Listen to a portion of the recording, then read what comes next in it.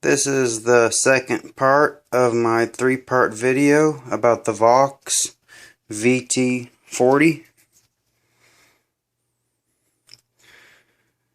It uses, in the power section, before the signal leaves the amplifier, it actually goes through a 12AX7 preamp tube, which is located, if anybody cares, right back in there. You can actually see it. It's actually two vacuum tubes in one if you look it up. It's what's used a lot of times with a lot of high gain amplifiers. Now, one thing I want to say with this amplifier that I have noticed when it comes to the power level, I've noticed to get the best sound, try to bring the power level up higher and bring the master down, because when you have the power level down like that and you have the master level all the way up, you are basically starving the tube, so you're not getting that true tube sound that really works, that gives you that beautiful tube sound. As you can see, it starts, the input right here starts here. You got your presets, and then it goes to this, then to your preamp, then it goes to your effects, then it goes to the reverb, and then out through the power level, which is called the valve reactor. With it, the power switch is on the back. It's got Vox chicken head knobs.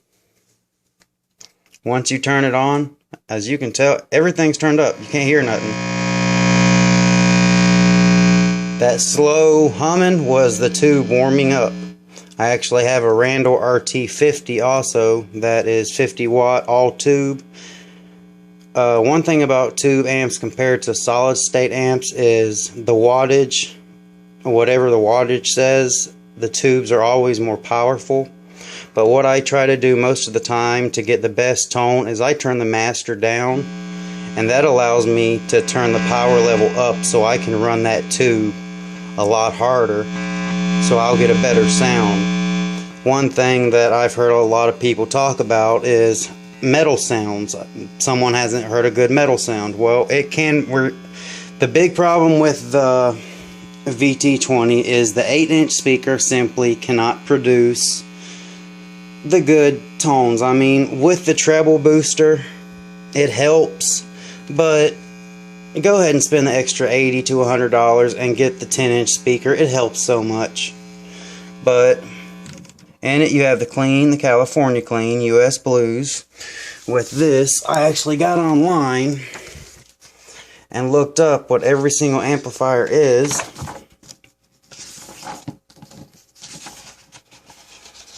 See, this is how from the guitar to the first effects, the pedal effects, then the preamp, then the effects, the modulations, the delays, and the reverb, then the master, and then to the valve reactor, the power level, and then out.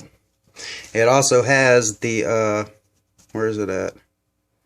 Output transformer, which only tube amplifiers usually have. But the amplifiers, starting from top, I screwed up. The Dumble Clean is the clean standard. You got green, orange, and red for every one. I'll show it on the amplifier. Right now it's under manual because I like to set my own tones. But if you go here, you have regular, green, basic, then you have effect, then you have the song itself. You hold it down, you go to manual, whatever the knobs are set to is what sound you're going to have come out. But the different amplifiers are Dumble Clean for the standard clean. For the special clean is the Randall JC. For the custom clean it's 3-band equalizer, just pure clean with a 3-band equalizer.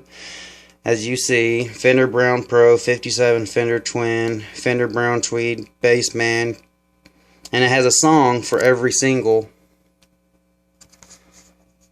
Bruno Cow Tipper, Trainwreck Express, Brown Blackface Twin, Matchless DC-30H, Original Crunch, Top Boost AC-15, 1942 AC-15 Channel 2. And every one has a song with it, like Black Sabbath.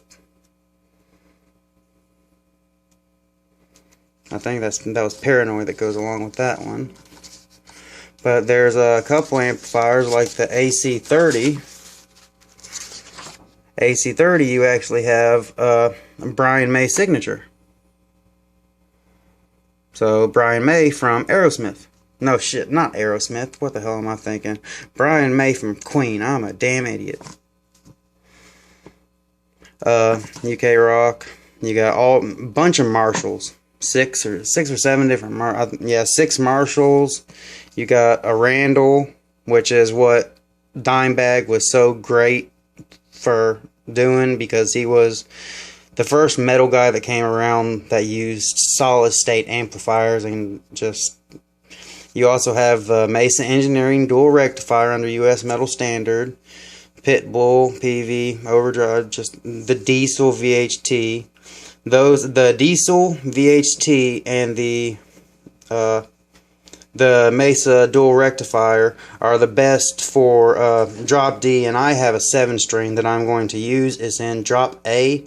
I have a Schecter Hellraiser with EMG 89 in the neck, 81 in the bridge, but what I'm going to be using is my ESP Horizon H1007 Horizon. I don't said Horizon, but I'll show you a few clean sounds and tell you what amp I'm under, and then I'll show you some metal sounds, because that's mainly what I play.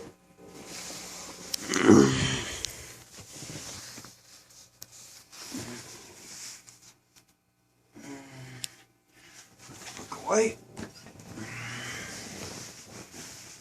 Set everything up the way it needs to be. First I'm going to go with my nice clean sound that I actually found. I was just goofing around and I found this beautiful clean sound.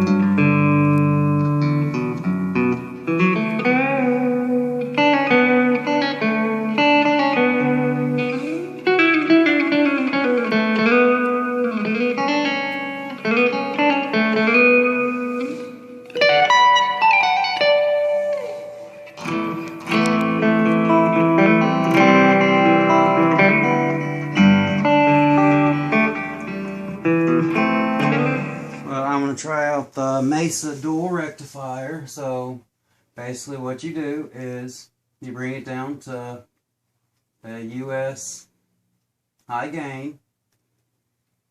I believe that's, yeah, it was up under US high gain. Green, you want standard. Yeah, that is not the, oh, I have to go to manual. Remember, always gotta go to manual.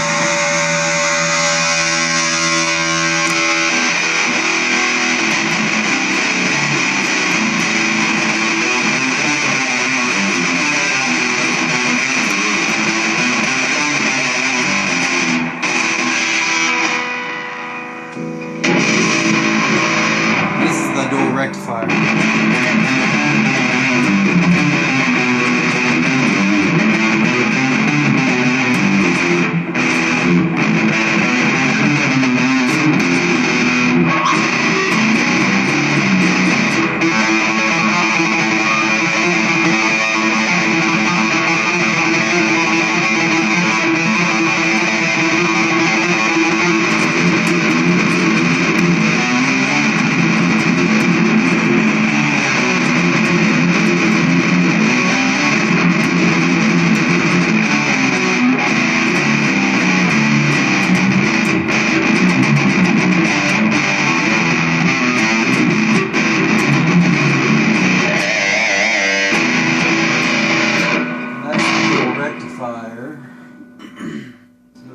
brass metal.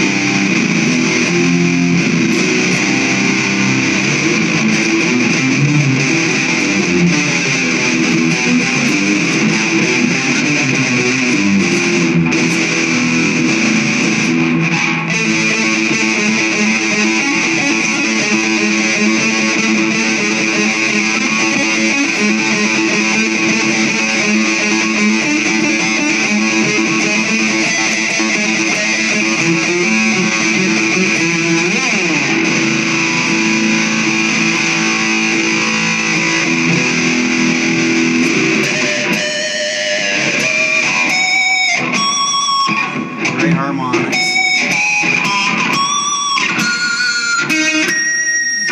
One thing I've read a lot of posts about is that when they hit after they hit a chord, there's like some kind of snare drum, like a brush going across a snare drum. Well, with a tube amplifier, you have to realize part of that, your tube is actually any electrical signal that is around the tube is absorbing that electrical signal. So of course you're going to have hum, especially in high gain settings. So you're going to, like right now, it's humming. Listen, you'll hear it as I turn it up. That's the tube working harder and harder, but it's amplifying every sound that that cathode receives. And even that can, even humans even put out electrical signals. But that's pretty much what it, I don't know if I'm going to make a third video, because this is pretty much everything about the amplifier. The one thing I didn't show, it does have a built-in tuner. So that's one less thing that you'd have to carry around. You got a tuner right here.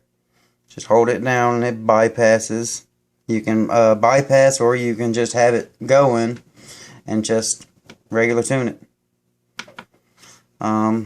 You got your 4 presets, each one of them. You got 2 banks, so 8 presets altogether. 2 presets per preset. Chicken head knobs. To change the amplifiers, you got this. There's 33 amplifiers. They're all right there. They're not named because licensing and stuff like that. And that's all the different effects.